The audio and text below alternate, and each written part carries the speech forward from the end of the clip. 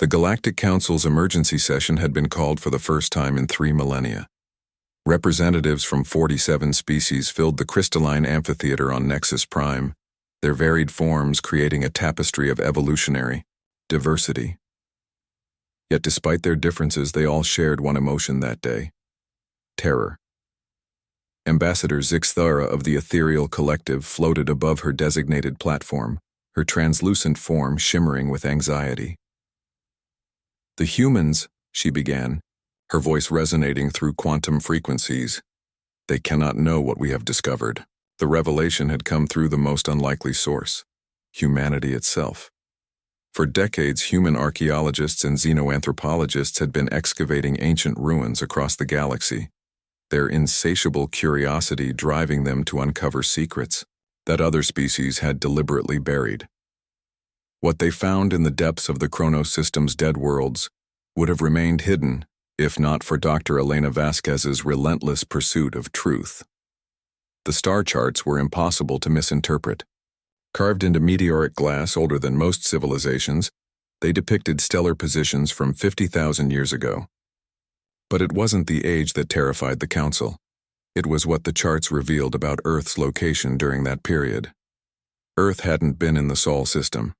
Elder Korath, the ancient Valdorian, whose species had witnessed the rise and fall of a dozen galactic empires, spoke with a voice like grinding stone. "We swore never to speak of the Wanderer's path. Our ancestors died to keep this secret buried." The truth was staggering in its implications. 50 millennia ago, Earth had been a rogue planet, traveling between star systems on a trajectory that defied natural orbital mechanics. The ancient star chart showed its impossible journey across the galaxy, moving with purpose rather than the random drift of a displaced world. But humans, in their typical fashion, had started connecting the dots. Dr. Vasquez's research team had discovered something else in those ruins: genetic markers. DNA sequences that matched not one, but dozens of extinct species from across the galaxy. The implications were becoming clear even to human scientists. Earth hadn't just wandered the galaxy randomly, it had been collecting. Vexmore, the insectoid representative of the Hive Confederacy, clicked his mandibles nervously. "The shepherds," he whispered, using a word that caused half the assembly to recoil.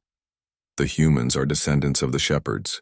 The shepherds, being so advanced they had transcended physical form 50,000 years before, leaving behind only legends and nightmares.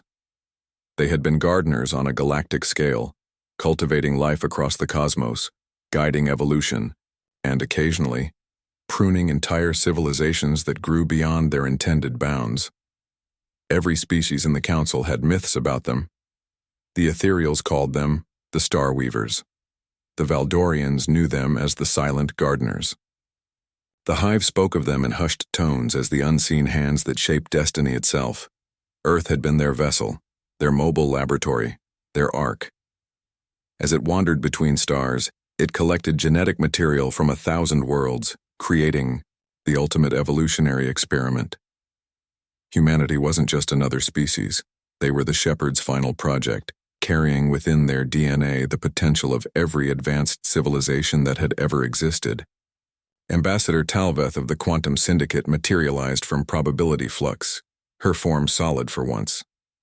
"The scans we've conducted on human populations confirm our worst fears. They carry dormant genetic sequences from the Primarchs, the Star, Builders, even traces of the Void Singers. All of them, species that could reshape reality itself." The evidence was mounting. Human intuition wasn't just pattern recognition, it was racial memory from a dozen psychic species. Their adaptability wasn't mere evolutionary flexibility. It was the Shepherd's design allowing them to survive in any environment.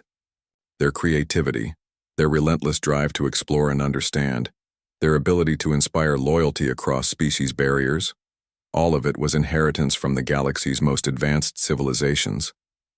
"And they don't even know," Korath added, grimly.